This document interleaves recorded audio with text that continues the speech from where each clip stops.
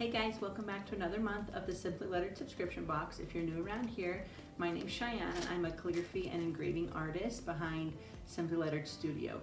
So this month for our subscription box, I partnered with Blanca Lewis of Blanca Lewis Calligraphy, and we brought to you a lesson and all the supplies to learn about glass pens. So glass pens are a little bit more of like an everyday tool, but super fun to use. So this month we'll be doing a fun new flourished script with these, and you get to try out some pretty inks from Ferris Press. They're one of my favorites. So if you haven't joined us, you can sign up for a monthly subscription or an annual subscription, and there may be 1 or 2 March kits left on the website.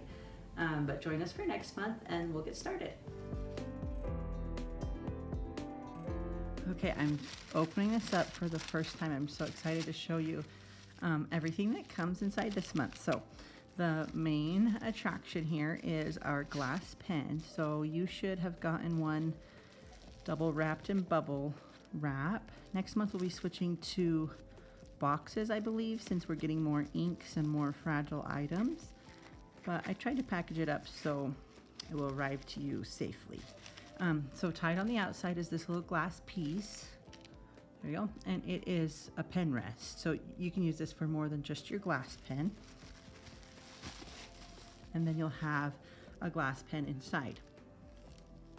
You're also going to get this homemade ink. I'm just going to start offering these in our kits as either watercolors or liquid inks. And I'll tell you more about that. We have also 2 Ferris Press inks. These are called ink chargers. So you'll get a good sample of inks this month.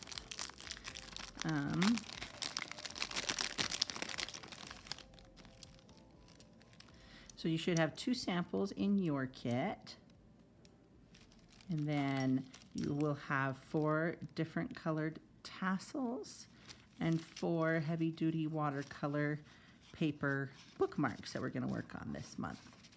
And then for the lesson,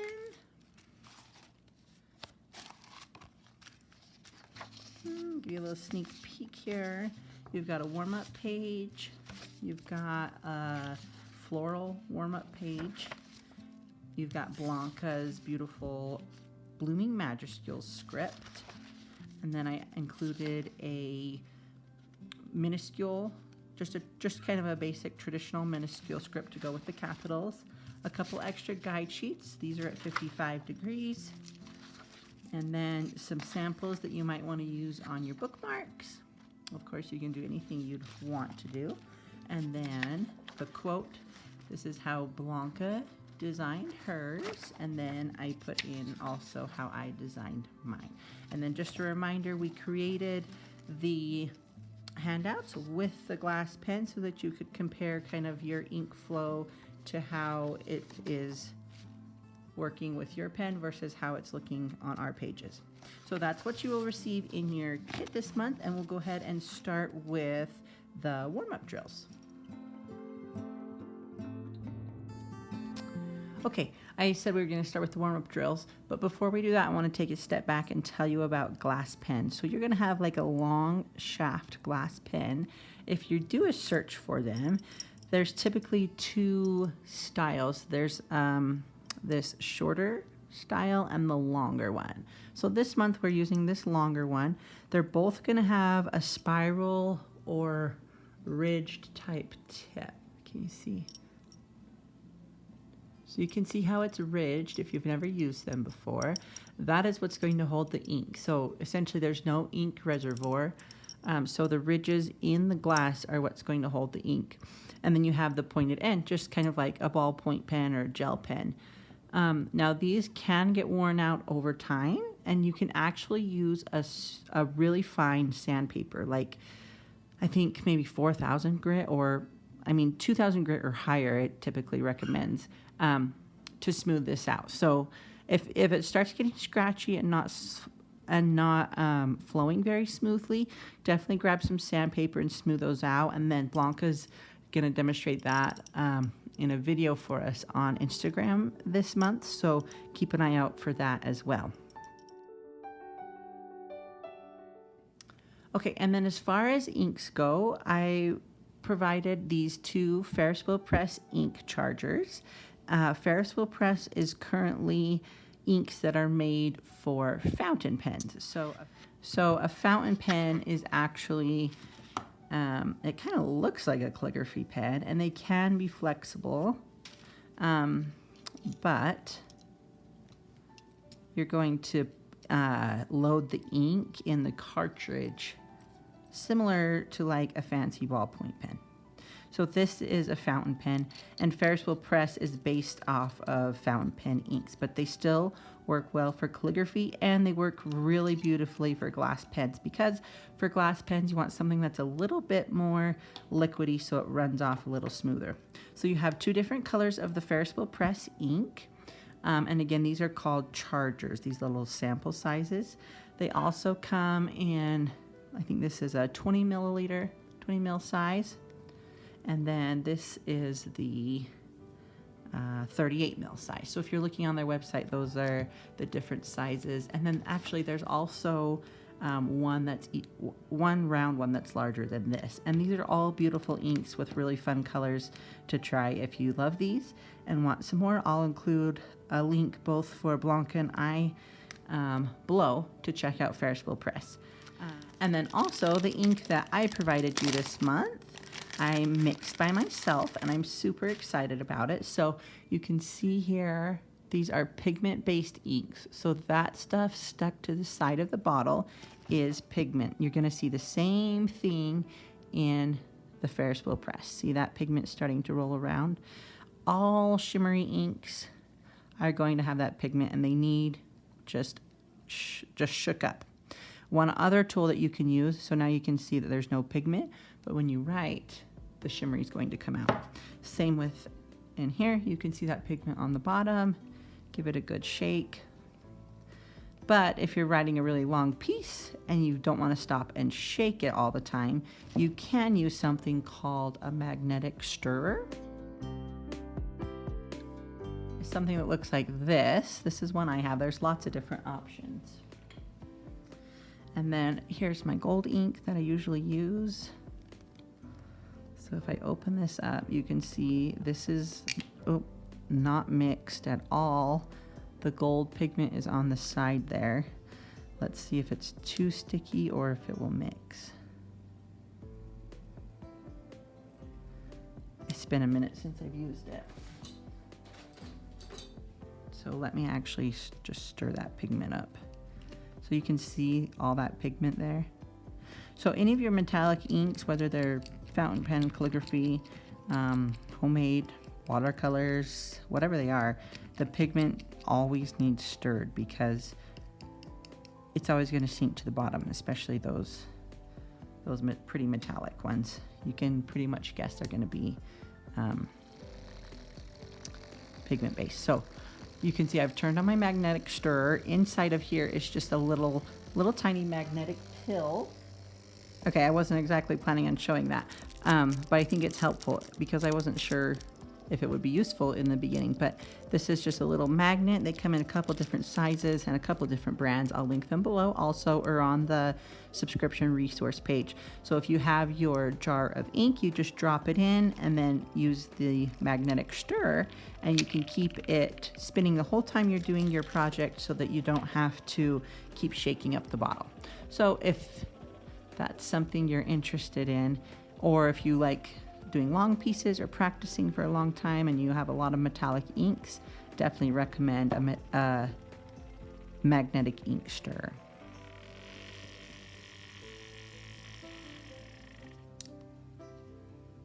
Okay, and then as I was saying, this is the one that I mixed up. I gave it a shake so you can see now that the pigment is mixed throughout. So go ahead and get started with your glass pen. Choose an ink that you want to try out, and then we'll just kind of start making some scratches and get warmed up. Okay, one thing I'm going to add to my desk is just a little bit of water, since I'm going to show you these different inks and change some colors. So for the Ferris wheel, these chargers, this is one reason I went with the they're going to have these seal and you want to make sure you keep it or it does leak. So I usually will just push it back in with my pen that first time I open it. The skinny pen is just going to fit right down in this charger. If you purchase additional ones and you get the thicker, shorter nib, it's not going to fit in that jar. So I just went ahead and dipped my nib, and I'm going to make a few scratches and make sure it's kind of flowing off there. You might be thinking, wow, that's way easier than it looked. Again, if you're having problems, you might dip it in water to get it a little more runny, because this does need to be more like fountain pen ink, a little more runnier. So there is that first color. And if you're wondering what colors I sent you, on the bottom here is an abbreviation. So if you go on their website, you should be able to figure out which color it is that you have. Okay, let's try this other one. There's that seal again.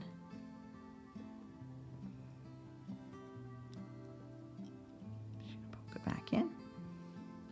And I like to dip my glass pen clear up, not to this little connecting part, but just below it a tad. So maybe like that. It looks like it filled it all up. Make a few scratches. Okay, make sure it's flowing off of your pen.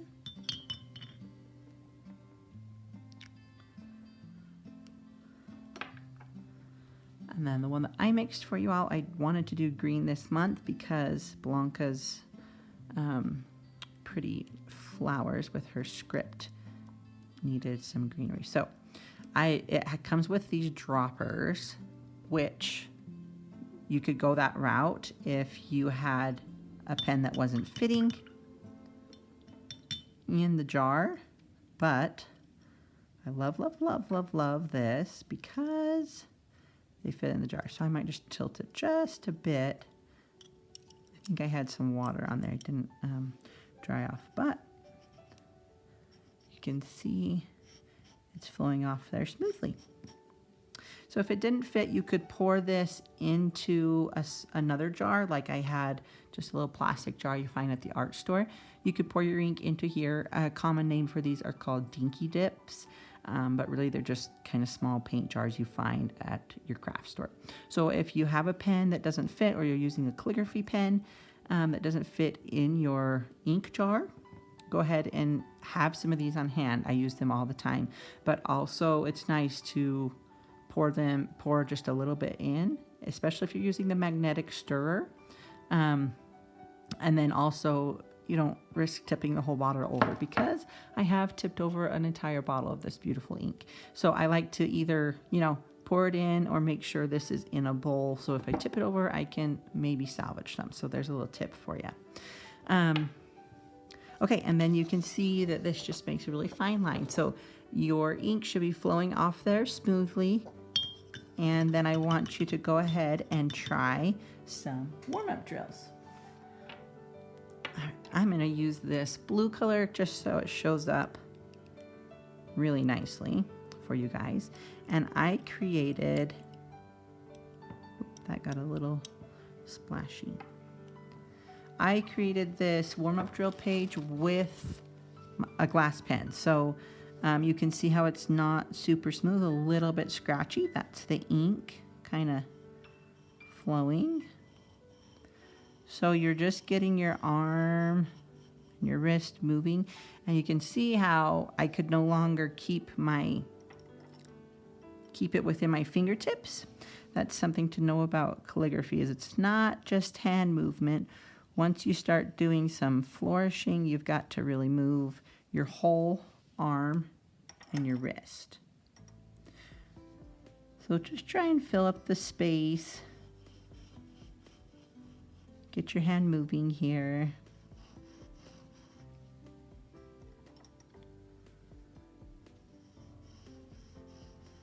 Glass pens are easy to create like a ombre effect, so I could dip these in a couple different colors as I'm working.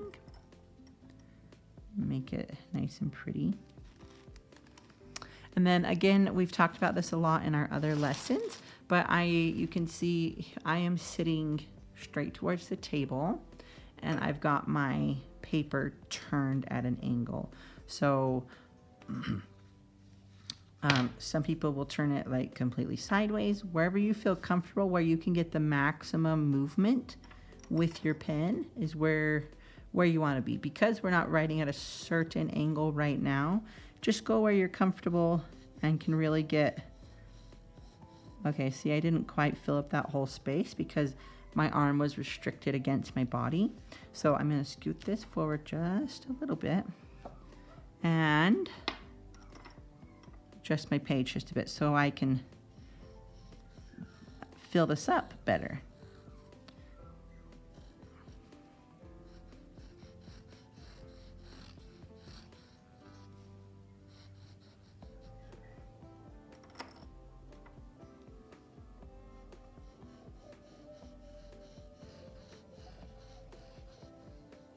And I was going pretty fast probably, but I've done this drill hundreds of times. So if you need to go slower, that's totally fine too.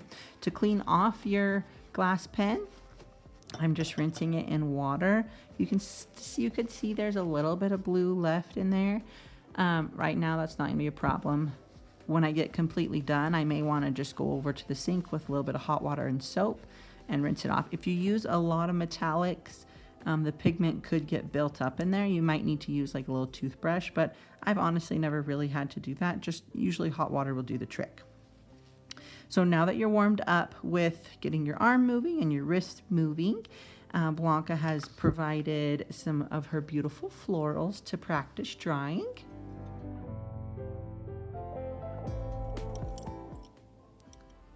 So go ahead and use this space here to kind of practice and kind of get your style. Everyone's style is going to be different. That's what makes it fun. But this kind of gives you some inspiration. This is like a little carnation type flower. I really love that. It's just really dainty. And with the glass pen, I feel like you do have to be a little more refined just because it's monoline. There's no flex to it. You can, of course, go back and thicken things up. So like if I wanted this edge a little thicker, of course I could go back and it's going to fill in beautifully. So go ahead and practice some of these florals, practice some of your own.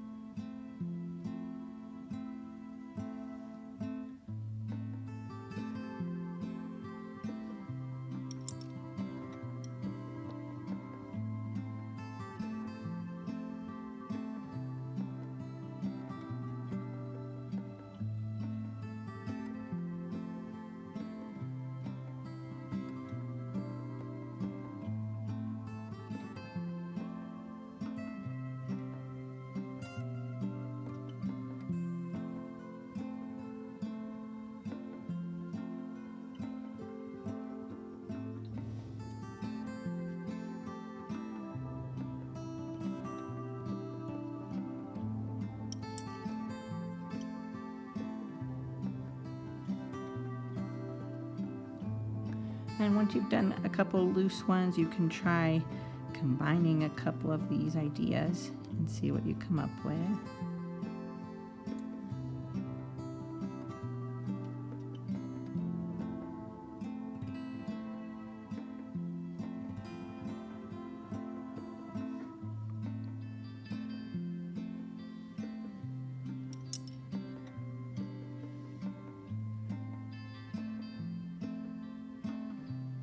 Then, of course, try your own style.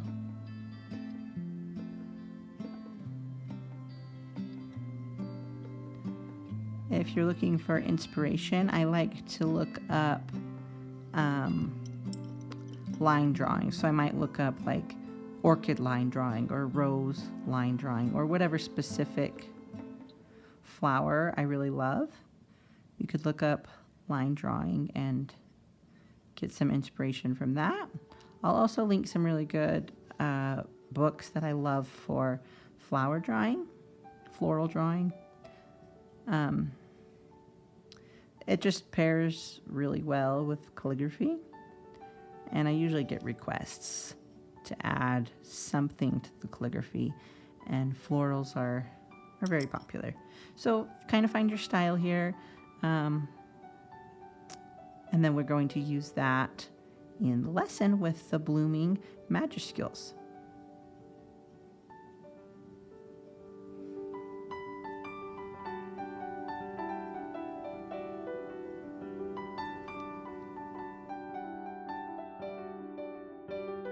Okay, so Blanca has provided this beautiful script for us. I think it's perfect for March to add a little springtime flair into our project. I have those couple extra guide sheets if you want to use those. If you have tracing paper, that's a beautiful way to keep this copy nice. Or of course you could copy it and just trace over the copies. So whatever you like to do, if you are well practiced and you want to freehand, you could turn this over and you can kind of see the guidelines just a little bit through to help you stay straight. However you want to practice. For me, I'm gonna, since this is what's in your kit, I'm gonna pull out the guide sheet and just kind of start practicing. I usually keep my exemplar. Again, an exemplar is like a full alphabet in calligraphy, A to Z. That's something that you can reference. And you can make your own exemplars. So if you have different styles that you've been practicing, definitely make your own exemplars. So I'm just going to go through, and what I'm going to do first is do the letters, and then I'll go back and add a little touch of the florals and see what I like.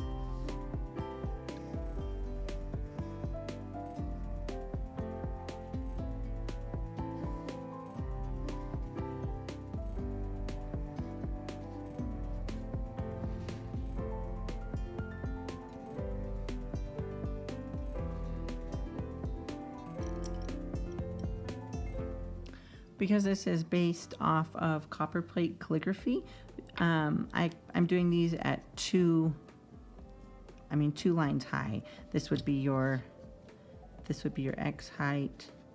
This would be your ascending line. This would be your descending line. So 1, 2, 3 spaces.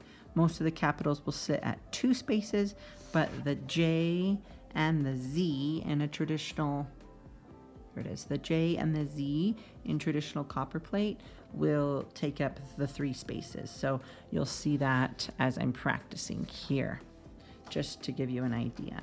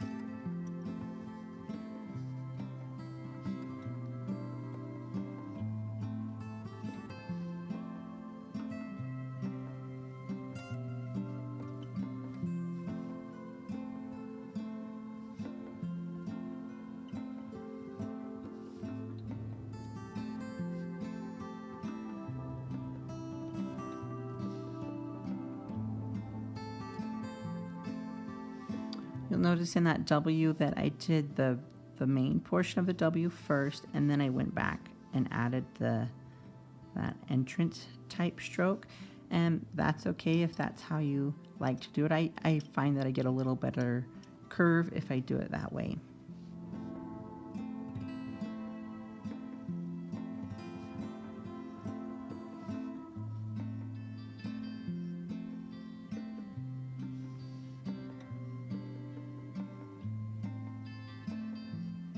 And then there's that Z taking up 3 spaces again.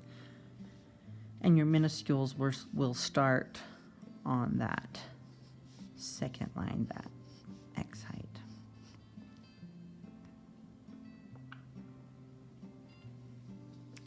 And then while I'm practicing these majuscules, I'm just going to get my hands nice and warmed up. I'm going to pull out my minuscules and do those as well. I think I will switch up the color just to keep it fun.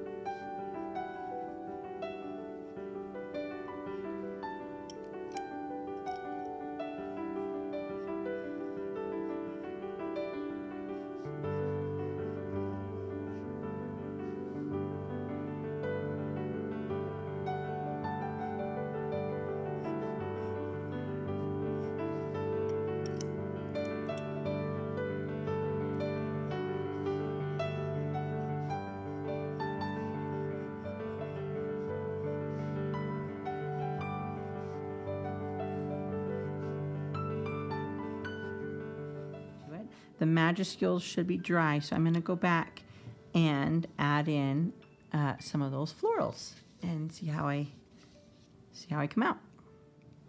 So I wanted to send you enough inks so that you could, if you wanted to, do the florals in one color and the greenery in green, of course. But you could also do it all monotone, one color, so that it looks like this, and that's just as lovely as well. But at least you have enough colors that you can play. So I'm just kind of going to add some florals like Blanca did here to all of her majuscules and see what we come out with.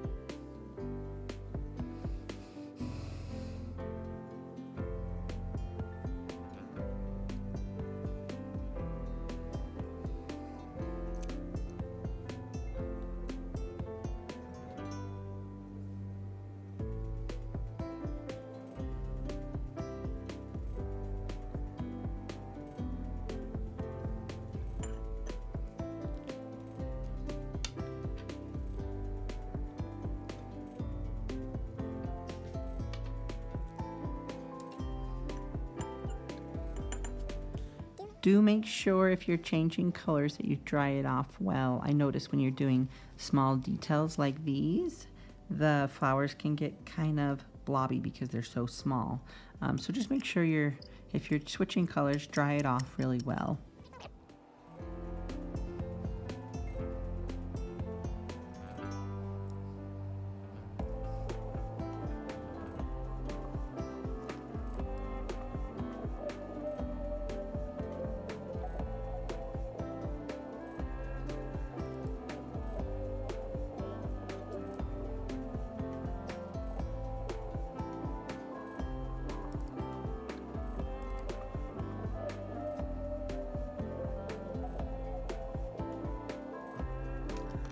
Okay, there's just a little bit of practice to kind of get an idea of how you can add florals to your majuscules and just make a whole art piece within itself with each floral. I feel like for this one is really delicate, so don't go too overboard, but you could add a little more flowers in, or if maybe you want to add a second little blossom in a different color, if you have more inks.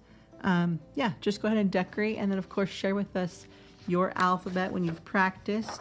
You've got the back sides to practice on, you've got those extra pages to practice on, and then once you're all practiced up, you are ready to make some bookmarks. Okay, for the bookmarks, you can feed these tassels in, just like that. And then loop them through. And there you have your pretty bookmarks. So I'm going to do that to all 4 of mine first.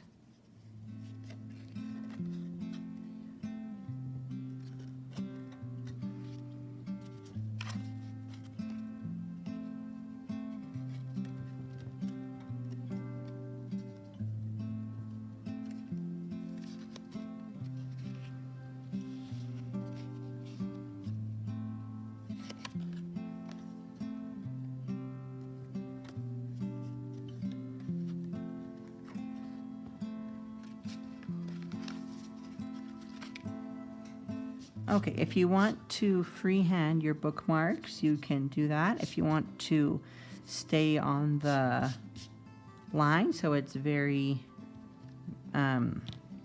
uniform and straight, grab a straight edge of some sort. I'm just going to draw a baseline that is not quite center, maybe a little bit lower, so that I can stay straight. Now, Blanca did share with us some examples of what you could do. So we've got love, be strong, be you, you equals beautiful. And I love this example right here, simply because it shows you that you can balance this out by adding a standalone flourish.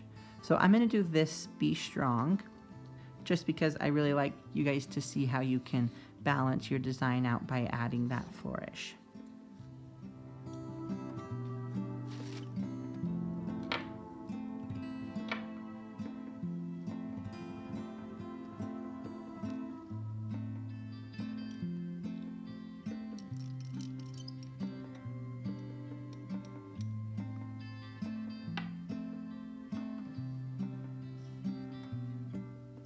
And remember that copperplate calligraphy is done at an angle. So if you're trying to keep that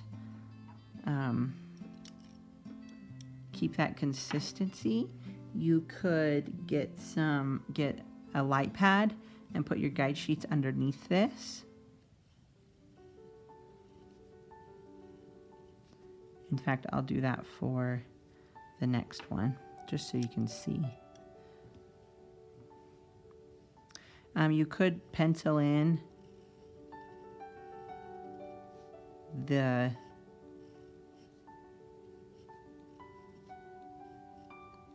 angle lines as well. If you had a protractor or anything to draw angles with, just remember 55 degrees.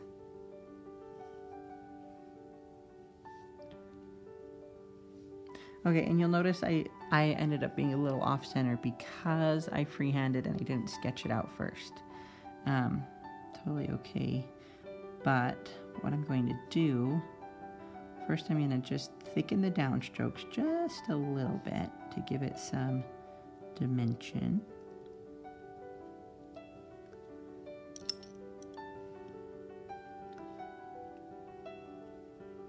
This would be considered faux calligraphy or fake calligraphy by thickening the downstrokes. Because your glass pen is not flexible, it's monoline, keep that in mind. Okay, so what I'm going to do is just add an extra flourish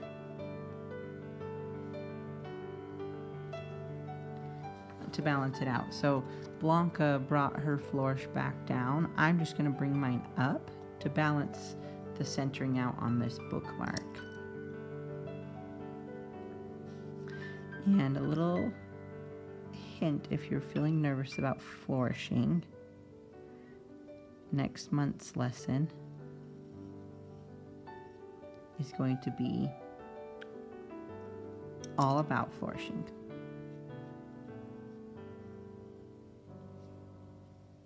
But just play with it. This gives you a little introduction to it. Okay. And then I can add some of those pretty flowers. Add a little blossom.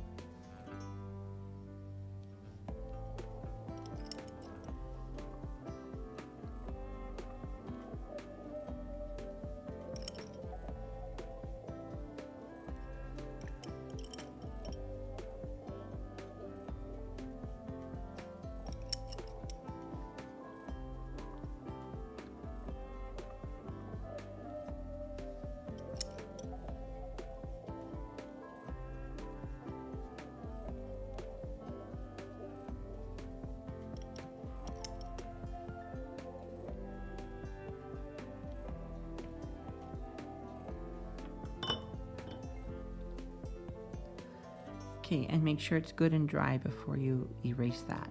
I'm famous for erasing too soon, so I'm just going to set that to the side.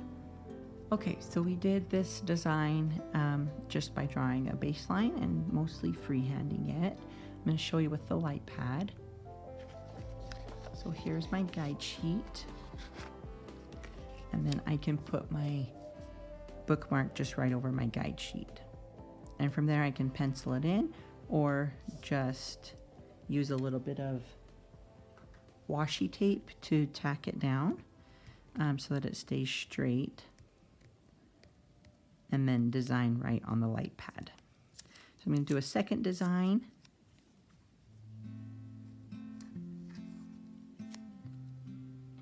Here.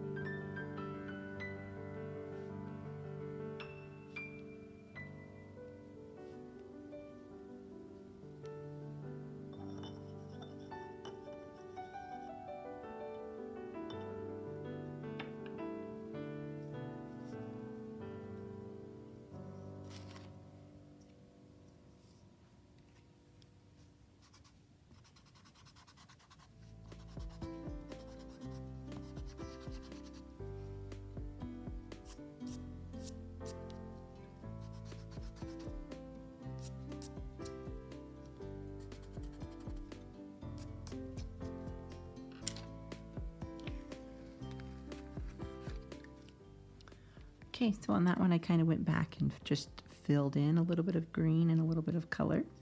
So a couple of different ways to do that. And then I'll show you one other way that you can get the guidelines on your pieces. This is a handy engrosser's ruler. So if you are doing a long piece, you can make 3mm, 4mm, 5, 6, 7mm X heights, and then you can turn it and get your 55-degree angle guidelines. So we'll use this tool just to give us a little bit of a baseline on our next one.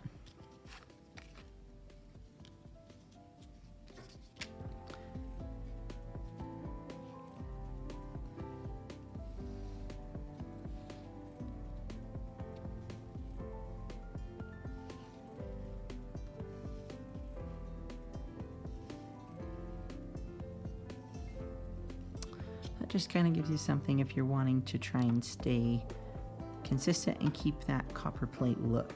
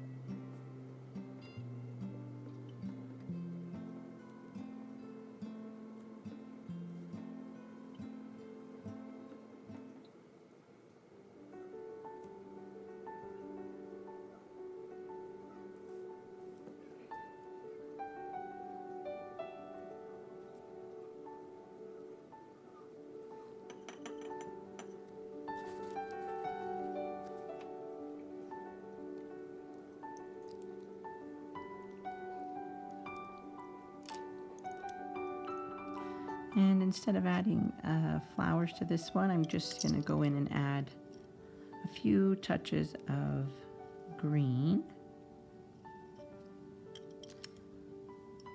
Give this to my boy. He'll probably like a little bit of green better than flowers. But still just delicate and lovely. And then I will let these two dry and then erase the pencil lines.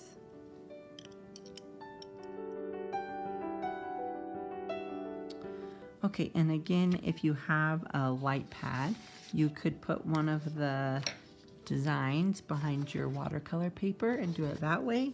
You could design your own layout of the quote on this extra practice paper.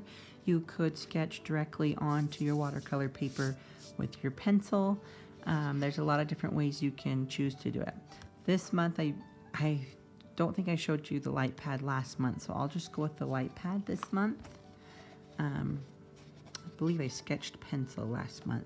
So, I mean, whatever tools you have, you can make it work. So what I'm doing is just centering this quote behind my watercolor paper, and you can use just a little piece of washi tape if you want it to stay in place. I'm going to rotate this. Okay. So if you're not making mistakes, then you're not making decisions. And then this was the layout Blanca designed. This was what I designed. And I know mistakes and decisions maybe shouldn't be capitalized, but I kind of wanted them to stand out, but still keep the uniform traditional copperplate look. So I capitalized those just so they stood out a little bit. That was just because I wanted to. And then I think I will use Blanca's pretty flourish flower design and tie it in with my quote so you can see the different ways that you can do it. And since I already have this design, I am just going to be tracing right over it. Of course, pencil your design out and then you can trace it, or you can use one of these to get it onto your watercolor paper to display this month or whatever you choose to do with it.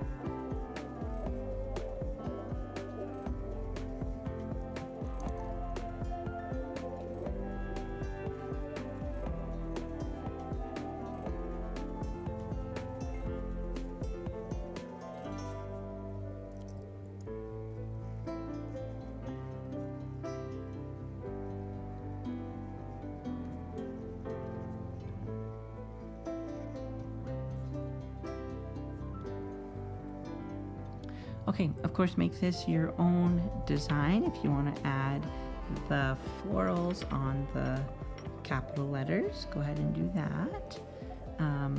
That was another reason I capitalized these, was so we could add just a little flair.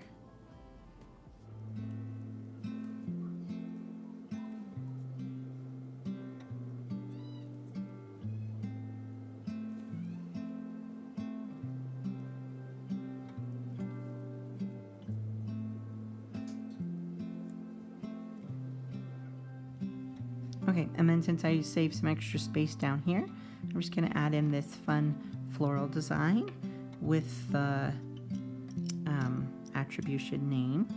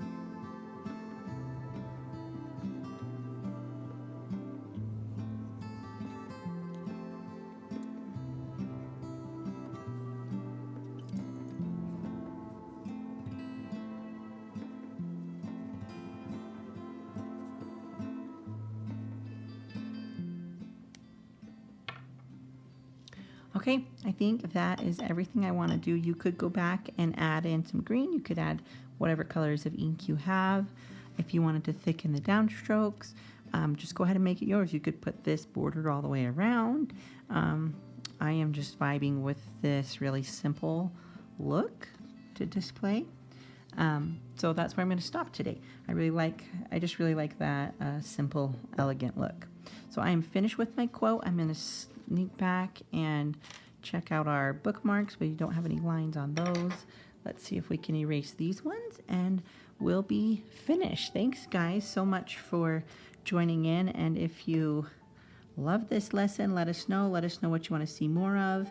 And next month will be all about flourishing. So don't forget to share about your work. We have our giveaway that we do every month, and we have a lot of fun.